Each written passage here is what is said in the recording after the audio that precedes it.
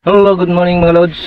Meron akong tanggap isang Samwon na EB502B na amplifier. Ang kanya CU ay walang tunog pero may power. At nung i-testing natin, nung nandito yung may-ari ay hindi nakiklik yung kanyang relay. At kung mapapansin natin, kahit na luma na yung warranty seal, ay hindi pa po ito nabuksan. So titingnan natin kung ano yung kanyang sira.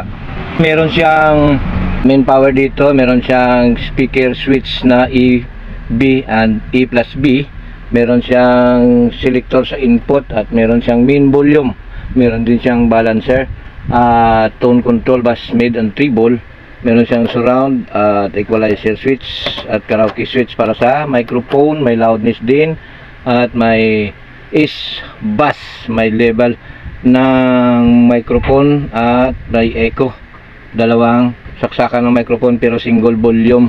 So pag sinaksakan ng kahit saan dito ay isang volume control yung magagamit natin. Kung ating titingnan, ito ay universal casing kasi nilagyan lang dito ng metal na pangalan ng Samwon.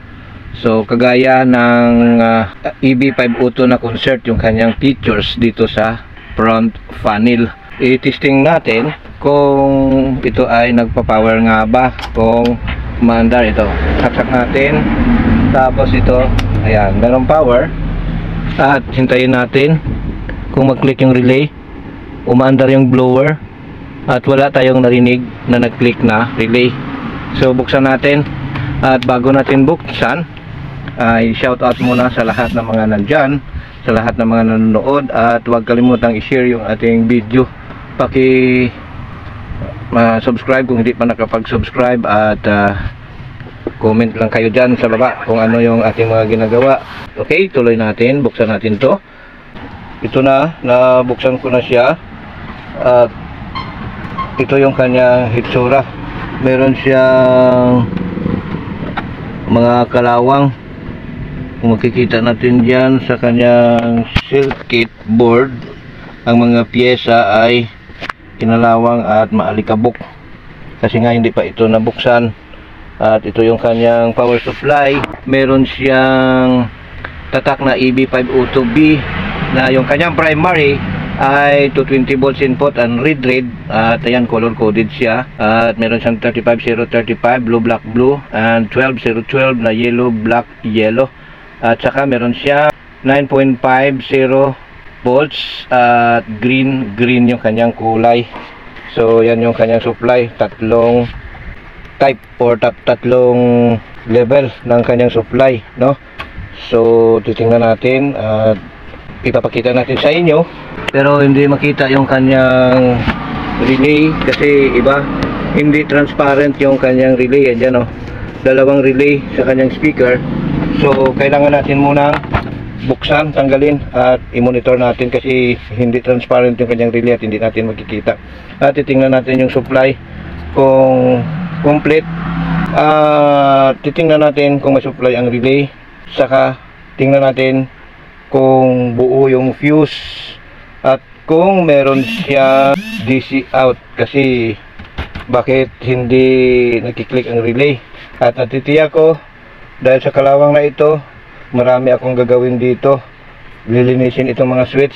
100% ako na lost contact ang lahat ng mga selector switch dyan. Ito yung mga push button switch, itong rotary switch at pati mga volume.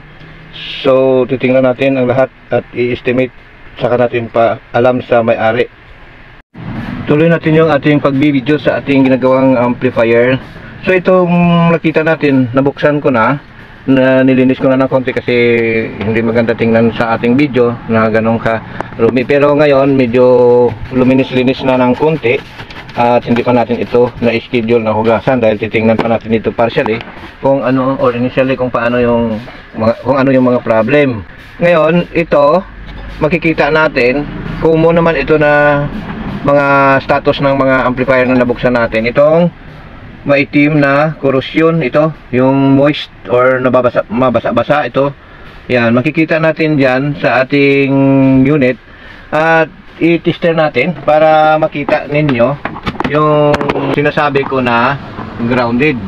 Okay, so lagay natin sa 16K yung ating analog tester at ipapakita natin dito kung gumagalaw. Ito, set natin sa calibrate natin sa 0 yung ating tester at ipapakita ko sa inyo, tutusukin ko itong porsyon na maitim. Yan o, meron yang reading. Okay, yan o, so ibig sabihin grounded po yan. Ayan o, diba? So kailangan muna natin linisin yan. Bago natin linisin, titingnan natin kung ano yung epekto nito sa ating circuit. Okay, so dito ay kung makikita natin dito, tanggalin muna natin itong papunta sa tone control, kasi kahit walang tone control ay pwede naman gamitin ito. Pwede naman ma-check ito, lagyan natin muna ng tanda kasi nagbablog tayo at hindi natin matandaan. So yung pagbaliktad-baliktad natin ng circuit, no, ito, kung mapapansin dyan, makalawang dito sa taas pero hindi siya masyado gaya ng sa iba. Okay, dito ituturo natin or ipapakita natin yung mga kalawang dito sa ilalim ng mga transistor. Medyo hindi pa malala kasi hindi ito sila malapit sa dagat, nasa medyo bundok sila, bulubundukin yung kanilang lugar. At ayan, kung makikita dito yung sinasabi ko na may kalawang dito, yan sa audio amplifier ito. Okay, or hindi pala ito sa audio amplifier, ito po ay sa, kasi meron siyang dito na center at surround speaker output dito, at meron siyang sariling amplifier para sa center at surround speaker. Pero yung mabasa na tinuro ko kanina ay nasa bahagi po ng main amplifier sa kanya mga drive or pre-drive transistor at sa kanya mga kung ano-anong tawag dyan, marami pang iba. So ito, ayan o, ito, kung makikita nyo dito, ayan yung maitim-itim, ito dalawa, kung saan ito sa isang channel at sa kabilang channel din, at saka ito. So talagang affected yung kanyang relay. Titingnan natin, gamit tayo na digital tester para makita natin yung number na uma-appear sa ating display. Okay, sana makita dito. Tingnan natin yung voltahe, kung may lalabas na voltahe sa ating, hindi makita yung ating tester, no? So ayan, anong gagawin natin para makita ganito? Kasi gusto natin makita lahat buo, pero mahirap kasi wala tayong tagahawak na tututok dito sa tatamaan ng tester, tututok doon sa tester. So yan na lang yung gagawin natin. Okay, so dahil hindi naman ito pumuputok, hindi naman ito lumiliyab, hindi tayo gagamit ng ating test bulb. Okay, dito i-power on na natin yung amplifier. Ayan, steady na natin sa power on at ikot-ikot lang natin yung camera natin. Okay, magalaw lang kasi umaalog. Susukatin natin yung voltahe or supply dito sa negative positive ng ating main filter capacitor. So para hindi tayo malito at hindi tayo pa baliktad-baliktad ng circuit, lagyan natin muna ng tanda dito at para hindi tayo malito. Yan. Okay, so saksak natin para makita, ikabit natin ito para wala tayong tinanggal dyan, para masabi na may in-unload tayo na connection ng supply. So wala pa tayong binawas dyan. Titingnan lang natin kung merong supply siya. Okay, so hindi na makita, hindi na matutukan yung plug, or dito na lang para marinig na nag-switch on ako, nag-switch off. So naka-switch off yan, saksak natin, wala pang power on. Saksak natin. Okay, on natin. Meron tayong 47.4 dito sa kabila, 47.5. Okay, meron supply, balance yung supply natin. Doon tayo sa speaker out. Okay, bunutin natin para safe, pero naka-off yan yung ating switch. Tingnan natin yung kanyang speaker kasi meron siyang 5 wire sa kanyang speaker. So ito ay common, ito ay left and right, or E and B. Okay, so may switch. Titingnan natin kasi dalawa yung kanyang relay, pero alam ko na isa lang yung pinanggalingan sa bawat channel. So titingnan natin, meron tayo dyan na coil, ang ginamit ay jumper lang. Ito, coil sign yan. Tapos ginamitan ng jumper. So sa jumper na yan, nasa common o nasa center ng dalawang resistor na ito. Bali, 4 yung resistor na ginamit dahil 4 yung power na ginamit. Kaya dito tayo. So check ako na dito yung kanyang speaker out na dalawa. Dahil hindi nag-click ang relay, automatically yung sa isip natin ay may DC out. So lagay natin sa common yung ating test probe na negative at dito tayo sa isang speaker terminal. Sana makita yung ating tester. Ayan, kita ba yung tester natin? Okay, switch on natin kung may DC out. Ayan o, wala dito sa kabila. Okay, lipat tayo sa kabilang channel dito. Ayan, alright, check natin. Ayan o, so meron siyang negative 45 volts. Kung makikita nyo dyan, oh. Ayan, diba? So, ibig sabihin, ang channel na ito ay merong DC out. At hahanapin natin ito kung saan ang galing para malaman natin kung saan channel yung affected. Kasi obvious naman na nakita natin na merong itim dito at moistured, grounded po ito. So, dito, mula dito sa kanyang emitter or speaker out from our power transistor, galing po ito sa base, yung tinatawag natin na bias. Yung bias voltage natin mula sa base ng ating power transistor, dyan po nanggaling yung isang channel. So kahit na hindi naman natin titingnan, siyempre itong ating circuit ay kahit na makikita natin na rumble din, pero sa totoo lang, kung ikay kabisado mo itong yung ginagawa mo, alam mo naman kung paano hahatiin yung sa magkabilaang channel. Kaya dito sa gagawin ko ay check na ako na dito yung channel na may may nanggaling yung DC out. Ngayon, para safe tayo, i-discharge natin itong naka-stack na supply. Bunutin muna natin sa outlet para sure tayo at naka-off yung ating amplifier. So, i-discharge natin. Ayan. Napakahaba ng video na ito kung tatapusin natin or susundin natin lahat at yung mga sinasabi ko. Pero dito, lilinisin ko lang muna ito. Kasi kanina may DC out. Ngayon, lilinisin ko itong dito sa kabila. Ito, hayaan ko ito. Ito lang muna ang lilinisin ko para malaman natin na dito nang galing. Okay? Panoorin nyo. Linisin ko lang. I-post ko lang muna. Hindi ko ito hinugasan. Hindi ko ito kiniskisan. Ito lang muna yung hinugasan ko pero hindi pa kiniskisan. Para matingnan na natin. So, tumaas na yung resistance. Hindi na siya gaanong leakage. Or basta napakataas na. Ayan o. Kanina ay mababa yung resistance. Kaya affected yung circuit natin. So, next natin na gagawin dyan ay babasahin natin kung may DC out. Kung may DC out pa rin siya, ibig sabihin po ay may nasira dito. Pero hindi siya pumuputok, hindi pumuputok yung fuse at kumpleto yung supply natin. So, dito lang muna tayo sa channel. Kasi hatiin natin ang heatsink na ito. Kung hindi kasi makita, ayan ang buo. Okay, ito ang kalahati, ito ay sa kabilang channel at itong kalahati sa kabilang channel. So yung ginagalaw ko pa lang muna ngayon ay yung sa channel na may DC out para may pakita natin sa inyo yung ating ginagawa na tama at tatawag natin na yung tamang paraan lang. Hindi naman tayo magaling dito. Ito ay naaayon lang po sa ating karanasan at kaalaman sa mga kunting idea sa pagre-repair. Ngayon nalinis na natin. Titingnan natin kung merong leakage, kasi yung ito nasa milyon at lagyan natin ng ilipat natin ng range na yung sa key. Ayan, 60K, 600K. So hawak sa kamay, wala, hindi, ayan So tingnan natin, meron talaga siyang reading. So kiskisin natin para pang demo. Pero sa actual ililinisin natin ng todo yan.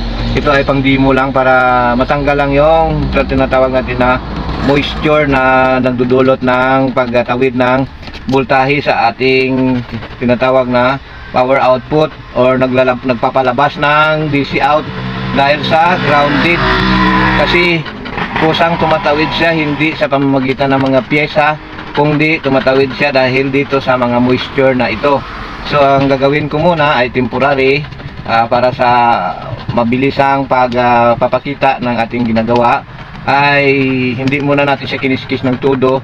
Ito po ay initial lang na pagkiskis para mabawasan lang yung moisture dito sa ating ginagawa. Okay, so testing natin. Ayan, wala na. Dito ay wala na rin. At dito, kasi ito oh, yan oh, baka sabihin nyo wala, yan oh, nagre-reading yan. So wala na. Diba? Dito meron. At dito meron yan kasi nilinis na natin, or ayan o, meron yan dito. Okay, ayan o, sa kamay mariding, ayan o, makikita nyo dyan. Dito wala, meron. Okay, so magsusukat tayo ng DC out. Kung meron pa, saksak natin ito. Ayan, saksak natin, tapos abang yung kamay natin at abang yung ating dito kasi kanina yung may DC out. So lagay natin sa common ground yung ating test probe na negative at testing natin. Ayan o. So meron pa rin 46. Okay, nakikita nyo meron 46. Dito tayo sa kabila para makita nyo. Ito, papunta rin ito sa relay, sa speaker. Ayan o. Sa kabila ay 0.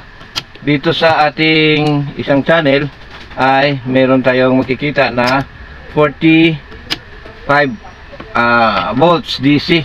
So, ibig sabihin, magto-troubleshoot tayo dito sa channel na ito papunta dito.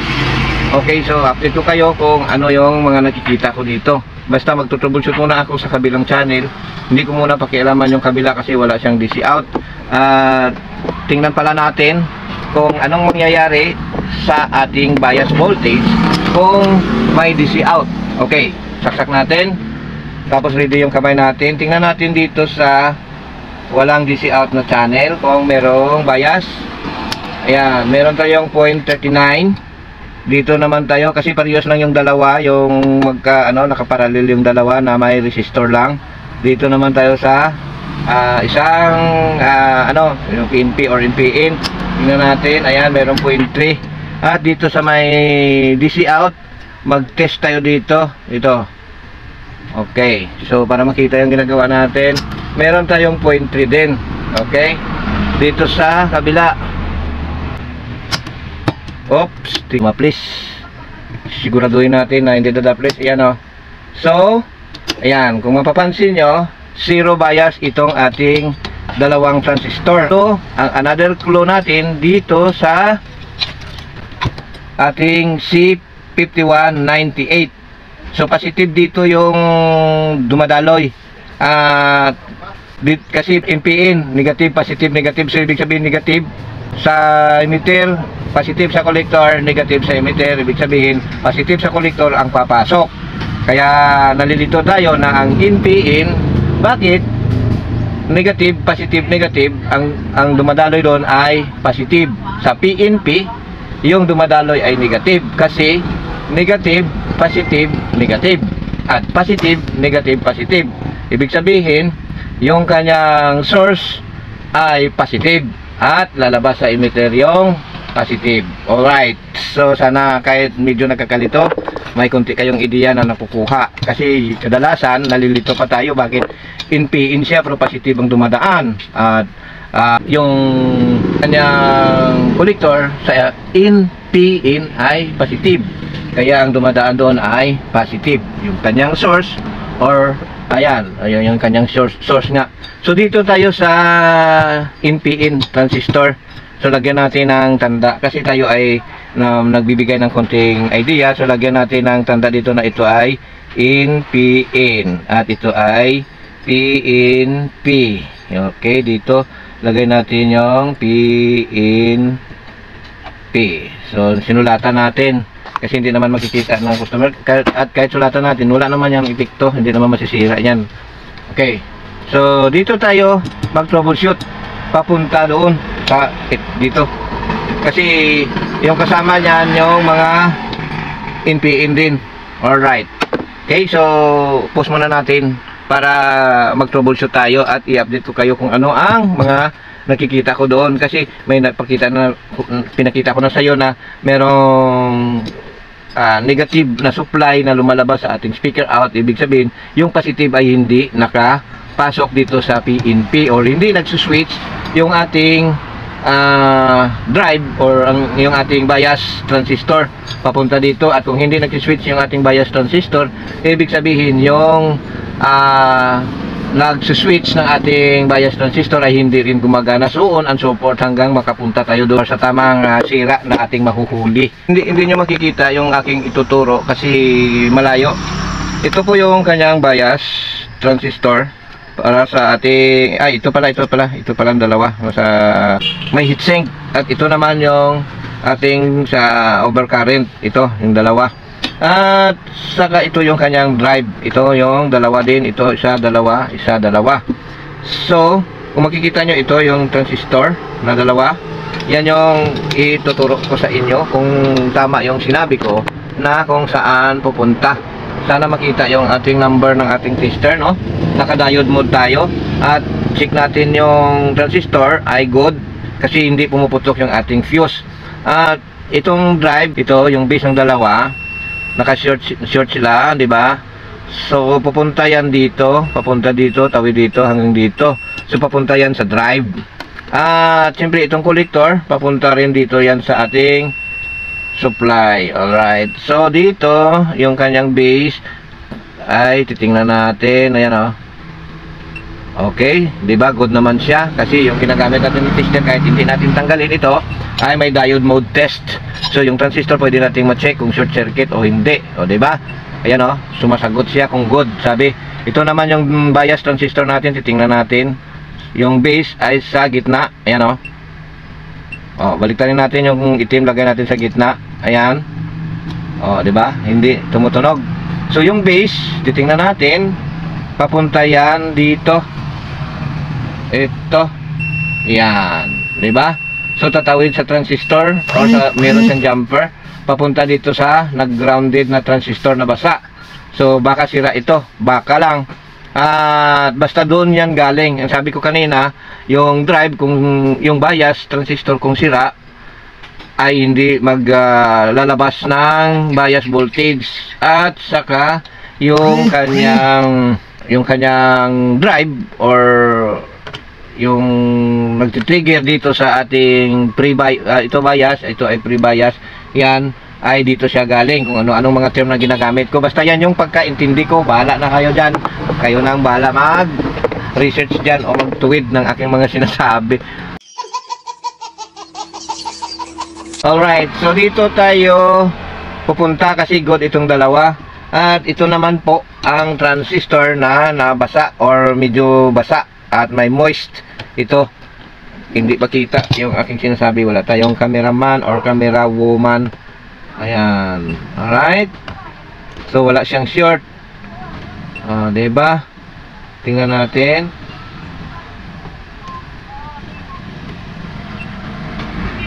So ayan, oh, hindi lang makita dahil tinatakpan ng kamay ko. Ayan, ibaba natin ng konti para makita yung number doon. Ito ganito, oh, kasi diode mode tayo.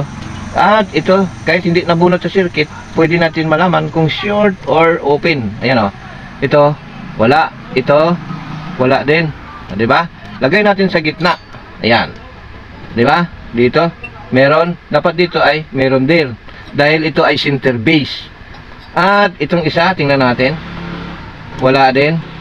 At lagay natin dito, ito ay PNP. Ayan, oh, meron 700 or 0.70 volts voltage drop ang transistor na ito. At ito naman yung isa ay dito wala, dito ay wala. Short siya, oh, short. Tingnan nyo, oh, nag-beep kanina, long beep, baka nagsumayad ng tester natin. So dito sa gitna, ayan, oh, wala. At dito, oh, ayan, meron siya, pero dapat dito ay meron din. So itong transistor na ito, yan yung bubunutin natin. Okay, para makita nyo yung ginawa natin na tayo ay hindi nagsisinungaling, nagsasabi ng katotohanan dahil open siya. O ayan, oh, gumalaw yung paa, oh, di ba? Okay, dahil nga hindi siya tumunog kanina. Tingnan natin, ayan, oh. tanggalin natin para makita nyo. At putol nga ito, putol. Ayan o, putol yung paa. Putol ang paa. Ayan, ako si Andres Bonifacio at tapang na tao. Putol ang paa, hindi atakbo. Putol, utin takbo at tulin. Ayan o, tingnan nyo, diba? Naputol siya. So yan siguro yung dahilan bakit may DC out, kasi walang bias at hindi tumatay. Yan o, titingnan nyo, may putol na paa dahil sa kalawang. Ayan, diba? So dito tayo, linisin natin. Okay, maghanap tayo ng pangpalit. Tingnan natin kasi may kalawang, naputol na nga sa kalawang. Ang kanyang number ay 5401. Okay, tingnan natin. Focus, zoom in. Uy, nahulog pa. Okay, pause muna natin at pupulutin. Okay, so ito yung ating brand new na transistor na ito ay galing din Tsinghua. Alright, ito yung naputol na transistor na 2in 5401 at yung ipapalit natin ay 2in 5401 din. Original number but generic parts. Yan, ang tawag generic, sabi nila sa gamot lang may generic. Yung nag-comment doon sa isang vlogger din. Okay, so ayan yung tatlo. So dahil ito, alam ko good ito, naputol lang siya dahil sa kalawang at hindi na natin hayaan na babalik itong ating ginawa kung maayos natin, kasi palitan natin ng brand new yung transistor. Mura lang naman yung transistor na yan. At i-check na natin ngayon. Ito yung ating test probe. Lagay natin sa gitna yung pula kasi ito po ay NPN. Dahil ito po ay digital, so baliktad siya sa analog. Yung kanyang gitna dapat sa analog ay itim pag NPN. Pag sa digital, yung pula yung nasa sa base. Ayan. So tingnan natin. Ayan o. Diba? Paano pala? Nakalimutan ko. Ito pala ay sorry ha.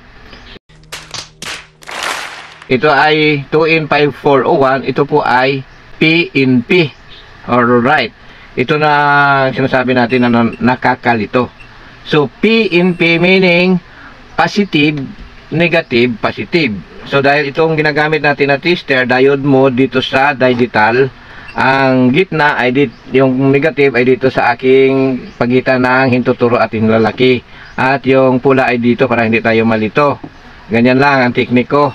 Bahala na kayo kung may teknik kayo, kasi bawat technician ay merong paraan, merong teknik. Sa akin ganito para hindi ako nalito.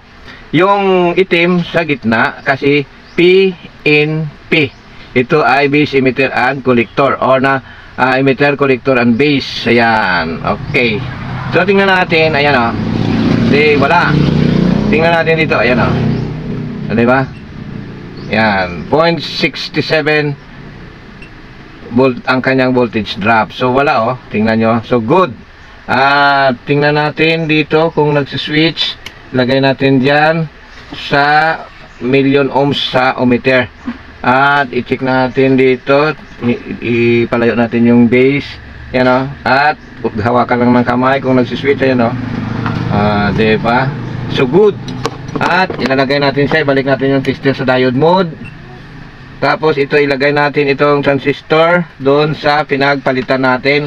Kasi nga nagbasa-basa dito. So dahil nagbasa-basa siya, ang board, yung transistor ay kinalawang at naputol. So dahil naputol yung transistor na kinalawang, ay naglabas siya ng negative supply or B negative sa ating speaker out. Dahil yung ating NPN na transistor dito, ang C5198 ay walang bias voltage. So dito, ayan, check natin, ihinang natin para makita nyo. Mahaba ang video na ito, abutin ito ng oras, kaya maghintay kayo. Okay, so kanina ipinakita ko sa inyo na hindi nagre-response ito na paa, kasi putol nga pala siya. Talagang ang tawag doon ay open, dahil naputol ay broken pin ang transistor natin. So ilagay na natin dito sa gitna yung ating negative test probe. Ito, oh. Ayan. Tapos, di ba? May response na. So, wala pa tayong ginalaw na iba. Ipapakita lang natin dito kung mawala ba yung DC out at magkiklik na ang relay.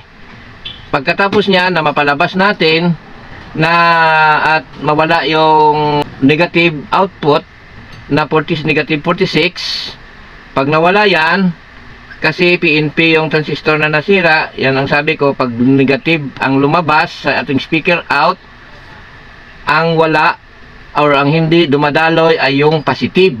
Kasi dapat silang dalawa ay magkaparehong gumagana. Pag nawala yung negative, positive yung lalabas sa ating speaker out. Yan yung tandaan natin. So, pag lumabas yung negative, kagaya kanina, negative 46 or negative 45, ibig sabihin, yung ating positive ay hindi dumadaloy sa circuit natin. Alright. So, ngayon, dahil napalitan na natin ang transistor na naputol, ang video natin pag nawala yung negative 46 at mag-click ang relay, success na tayo dito sa amplifier. Pero tatapusin natin ang video at yung topic natin ay tungkol lang sa may negative voltage na DC out na hindi nag-click ang relay.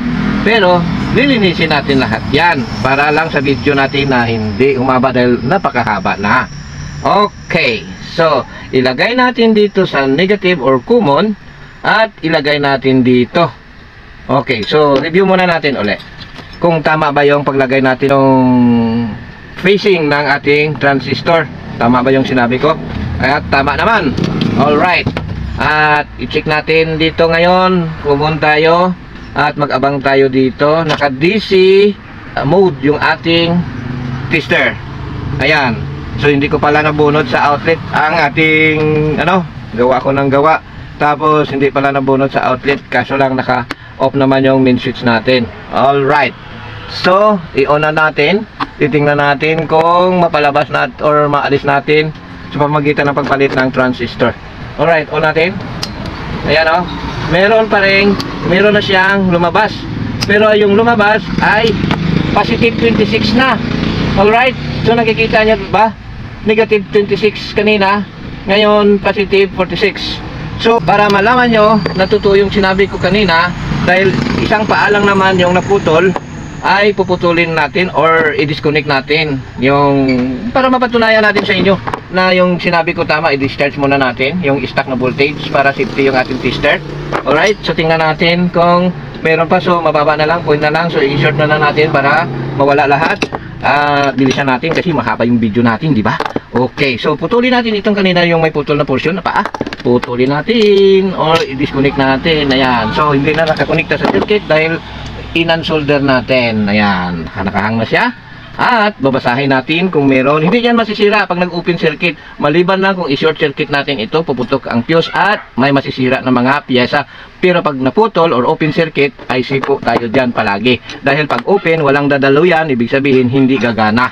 Alright, so dito tayo. Sana maliwanag yung aking, or malinaw yung aking pagpapaliwanag.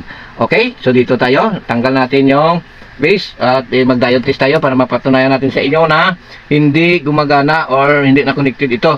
Hindi tayo tutusok dito sa paa ng pyesa, dito tayo tutusok sa kanyang connection. Oh, di ba wala? Dito meron. So, DC volts tayo, check natin. Tingnan nyo ng mabuti na mag-negative ito. Okay, saksak natin at power on natin. Ayan oh. Di ba? Negative 46 yung lumabas. Yan ang sabi ko sa inyo. Na pag wala yung, hindi magsuswitch yung ating positive, ibig sabihin negative yung ang lalabas. Ngayon, kung pag kinabit na natin dito, na napalitan na natin ng buo, at magkakaroon siya ng positive, ibig sabihin yung negative naman, yung hindi dumadaloy. Dahil magkatabi sila, na naputol yung isang paa, titingnan natin yung katabi niya. Or yung mga resistor dyan na na-open. Alright, so naipakita ko na sa inyo ang aking kunting kaalaman patungkol dito sa paghanap ng DC out, kung negative or positive yung lalabas, ay puputulin natin ang video na ito dahil napakahaba na. Okay, so maraming salamat sa inyong pagtutok. Abangan yung susunod natin na kabanata dito sa ating ginagawa. Hahanapin ko uli or ibalik ko muna, sandali, ibalik ko muna yung paa ng transistor na naputol. At uulitin ko, ipapakita ko muna pala na kung buo ito ay magiging positive na naman ang DC out. Ayan, pasak natin. Alright, at power on natin. Ayan o, meron positive 26. So ibig sabihin may DC out pa rin siya at hindi pa rin magkiklik ang relay natin dahil may DC out na 26. At titingnan natin yung bias kung nakakonekta na ito. Kung meron siyang bias dito kanina, meron siya. Tingnan natin. O natin, meron tayong 0.4. Dito tayo sa 5198. Tingnan natin. Ayan, meron na tayong 0.4. Kanina ito ay 00. Nung hindi pa napalitan yung transistor at merong negative na lumabas. Nung napalitan natin ang transistor, positive 26 na ang lumabas, hindi na negative 46 at meron ng 0.4 na biasing. So, ibig sabihin, may iti-check pa tayo dyan. Alright. Okay, tuloy natin. Uulitin ko, dahil gumamit tayo ng analog tester at ito po ay may diode mode, kaya kahit na in circuit ay pwede tayong mag-initial check ng ating mga transistor at ng ating mga diode. Ngayon, itong transistor, papakita natin dito. Ito, makikita sa ating video dyan, ito, sa kabilang channel. Kasi itong side na ito yung may DC out. Ito okay ito, ang sa kalahati. So, dito tayo gumagalaw. Dito yung ginagalaw natin. Hindi natin nirarambol. So, meron tayong transistor dito, isa, dalawa, tatlo. At dito, ay meron din tayong isa, dalawa, tatlo din. So, yan yung i-check natin. Yung tatlo, yan, yung tatluhan na yan. Yung tatluhan na yan, yan po ay yung PNP, NPN at PNP. Ngayon, dito, nag-check na natin, napalitan na natin yung isa. At dito naman, mag-check tayo. Diode mode yung ating tester, ha. Ayan, sa gitna yung itim. Tingnan natin. Ayan, pag nilagay natin yung pula sa gitna, oh, walang response. Ganon din ito, tingnan natin sa itim. Ayan, meron. At sa gitna, wala. So, good yan. Ito naman, tingnan natin. Yung pula naman sa gitna. Ayan, oh. Oops. Ayan, meron. Hindi makita dahil tinatakpan ng kamay yung ating tester. Naku, naman. So, paano? Pabanti natin ng kunti dito para makita yung ating ginagawa. So, dito, tingnan natin sa gitna yung positive, yung pula. Ayan. At meron 7.7. At dito, ilagay natin sa gitnang itim. At dito ay wala. Tapos ito naman, kasi isa lang sila yan kung PNP, ay PNP din itong magkasunod. Ayan o, sa gitna, wala. Dito, meron. Ayan o, diba? Kasi natatakpan ng kamay. Ayan o, wala. At dito, wala. Dito, meron. At dito, wala. Ito, tingnan natin. Positive sa gitna, meron. Meron.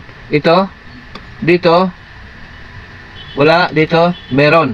So, palagay ko, kung hindi broken transistor o open transistor sa loob ng transistor, at yan yung titingnan natin. Kasi ito yung hindi nagkukunik, kagaya ng kanina, doon tayo sa hindi nagkukunik, gumalaw. So, galawin din natin itong isa. At, ayan o, diba, gumalaw rin. So, ibig sabihin, putol rin ito. Ayan o. Ayan, diba? So, tanggalin natin yung naputol uli. Yung mga binibigay natin na konting clue. Ayan o, tanggalin natin ng putol. Ayan, putol nga. Ito yung naputol o. Tinanggal natin. Diba? Ayan, kikita nyo. Ayan o, nandyan sa kamay ko.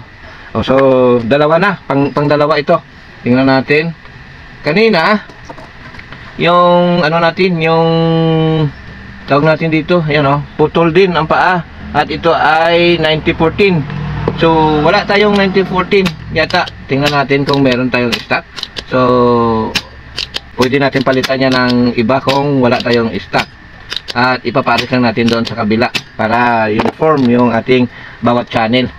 So, tingnan natin sa circuit. Yung nakalagay sa 9014 na nilagay ay 5551 din. Ayan o, kung makikita dito, hindi makita. So, isumin natin, focus natin para makita nyo. Ayan. Diba, yung transistor na tinanggal ko dito, sana yung daliri ko, yan o, 551. So, ang tinanggal natin ay 9014. Ayan o, ano, dito, mali ito, mali yung nadampot ko. Ayan o, diba, is 9014. So, pwede natin palitan niya ng 5551. So, yung transistor na ito, dugtungan ko lang muna yung paa kasi wala pa namang kalawang sa taas. Dugtungan natin ng tanso. Alright. Okay, dugtong natin yung ating video. Yung transistor, dahil wala tayong 9014, dahil naputol lang naman yung paa at hindi pa naman sira, naputol lang dahil sa kalawang. Tinanggal natin yung makalawang na bahagi ng paa at tinugtungan natin ng tanso. Binalot natin ng bagong soldering lead para hindi na siya ma-penetrate ng moisture. At para mapatunayan natin, yung paggalaw natin ay 1 by 1 at yung transistor kanina na isa, yung 5401, ay pinalitan natin ng bago at yung transistor na 9014, dinugtungan natin ng paa. Titingnan na natin kung lalabas na yung or mawala na yung positive 26. Kanina kasi dito sa 5401 ang pinalabas, ang tinanggal natin yung negative 46. Ngayon, nung napalitan natin, ang lumabas naman ay positive 26. Kasi ginagawa natin na ganito, kung saan yung nakita natin na diferensya or trouble or faulty parts ay kaga natin tinitest para malaman natin kung doon ang talaga, dahil sa pagtanim natin sa ating isip, paglagay natin sa ating isipan ay pag ganun ang trouble ay doon lang kayo pupunta. So yan yung mga paraan natin para madiscover yung mga iba't ibang klase ng mga trouble, at ibinabahagi ko lang sa inyo yung aking pamamaraan para makatulong din sa mga baguhan. Alright, so lagay natin sa diode mode muna at i-check natin yung transistor na ating pinalitan na H9014 or dinugtungan ng naputol na paa. Tingnan natin, ayan. Diba? So kanina ito wala itong reading, ngayon ito meron na, diba? Dito pala sa kabila, wala itong reading kanina. Ito. Nakalimutan ko na kung saan, basta wala itong reading yung isang paa. At ngayon mag-DC check na tayo. Ilagay natin ulit dito sa common. Sana makita yung ginagawa natin. Ayun, nag-zoom in pala yung ating phone. Ayun, yung sinasabi natin pala, hindi nakita kasi naka-zoom in tayo.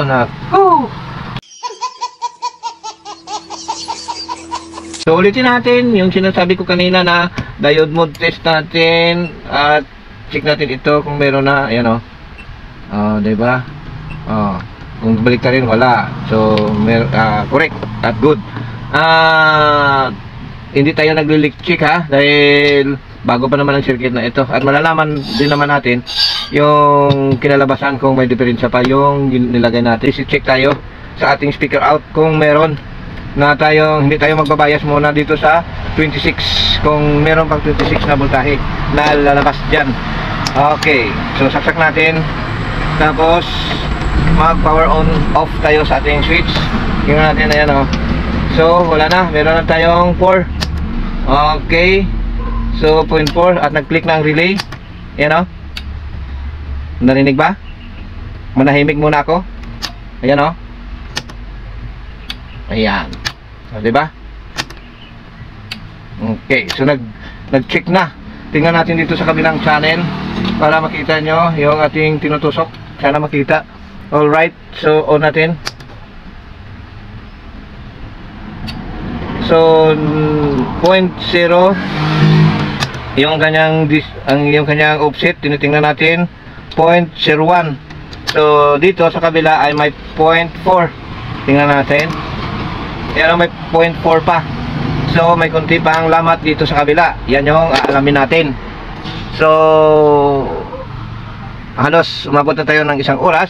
At hanggang dito na lang muna yung video natin. At abangan na lang sa part 2. Kasi marami pa tayong lilinisin dyan na mga switch. Papalit pa tayo ng mga potentiometer. Dito lang po sa main amp, yung DC out na lumabas na negative ay doon sa putol na 5401, putol na paa. At dito sa ating, nung mapalitan natin, lumabas yung, nawala yung negative 46. At yung lumabas ay positive 26. So may putol na 9014. At dinugtungan natin ng paa, kinabit natin, ipinakita natin sa inyo na nawala na yung positive 26 at meron pang 0.4 na offset. So yan pa yung ating titingnan kasi meron pa mga dumi-dumi, hindi pa natin nalinis. Linisin muna natin yan lahat para maibalik natin sa dati. So yung susunod, yung pagpalit, paglinis ng mga switch, at ipapakita natin yung pagpaanda nito. So abangan ang susunod na kabanata sa ganitong repair. Maraming salamat at God bless sa inyong lahat.